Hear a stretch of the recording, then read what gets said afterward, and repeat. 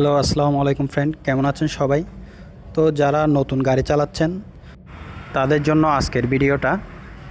যারা নতুন ড্রাইভ করছেন তারা ড্যাশবোর্ডে দেখবেন একটি ইসিও একটি লেখা আসে। তো অনেকেও এই ইসিও লেখাটা কী কারণে আসে, ড্যাশবোর্ডে কী কারণে শো করে সেটা জানে না। এটা মূলত হচ্ছে আপনি যখন গাড়ি নর্মাল পিকআপে চালাবেন তখন এই ইসিও লেখাটা দেখা যায়। যখন হঠাৎ করে আপনি ওভার পিকআপ দেবেন তখন কিন্তু এই ইসিও লেখাটা দেখা যায় না। তো এটার কাজ হচ্ছে আপনি যখন ওভার স্পিডে গাড়ি চালাবেন তখন আপনার গাড়ির তেল বেশি খাবে, আর যখন আপনি ওভার স্পিডে গাড়ি চালাবেন ওভার পিকআপ দিয়ে তখন এটা জ্বলবে না। তার মানে তখন বুঝবেন আপনার গাড়ির তেল বেশি খাচ্ছে।